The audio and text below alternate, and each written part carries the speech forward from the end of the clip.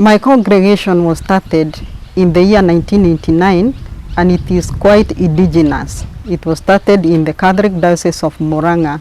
In its initial stages, 3 sisters felt inspired by the love and compassion of the Sacred Heart. They wanted to serve the people of the Catholic Diocese of Murang'a.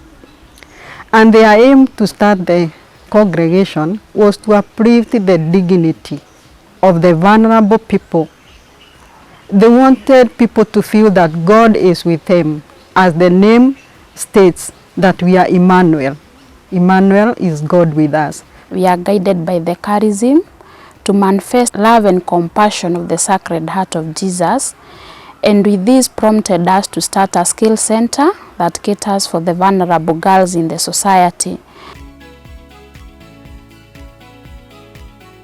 So we did a training on social enterprise in Strathmore, and with that we began a broiler project, whereby the aim of starting this project was to raise funds that would help us to carry on our charism and our mission, and that is uplifting the dignity of the vulnerable girls.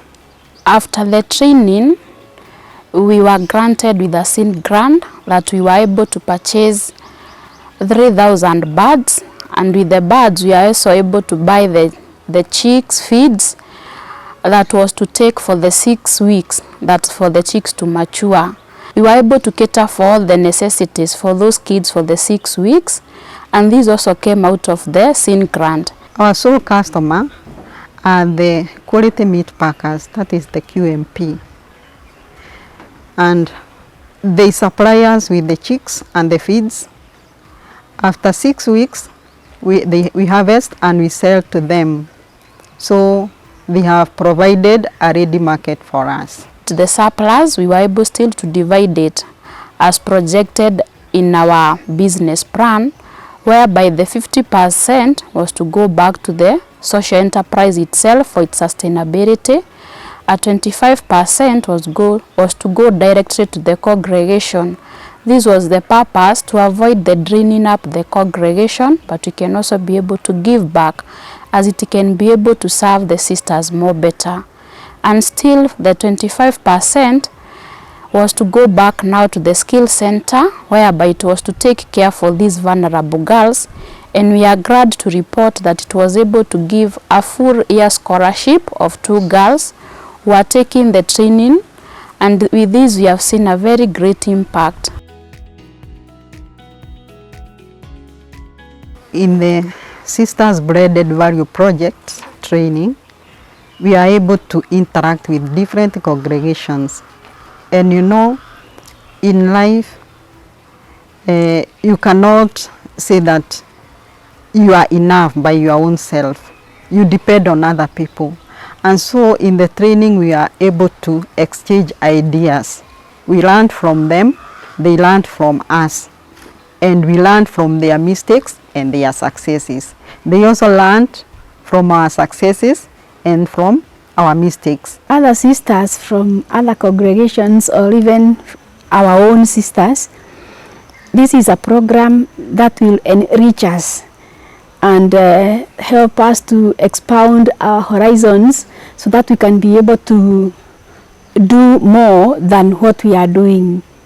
Personally, as Sister Rosemary, when I started the training, that is in 2022, there is one key thing that I brought home.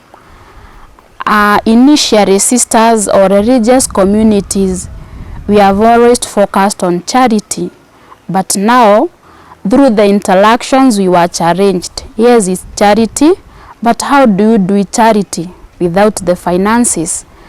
And this was emphasized on taking risk. Since then, I changed my attitude to be a risk taker, even as a religious woman. Sisters, when they came from the training, they taught me how to keep the record, so that I can be able to know the loss and the profit, and where the challenges, I have to communicate with the sisters and the people we are dealing with them directly, like the doctors, so that we can be able to know where we can be able to correct, And with that, the project is moving on well, and we are able to move with those who we are partnering with them well. Every successful project, there is someone behind it. For this reason, I wish to thank Hilton Foundation, Strathmore Business School, and Akweka for making our dream a reality. We were able to have the broiler project, and it has supported our mission. Were it not for them, it would not have been successful. May God bless you.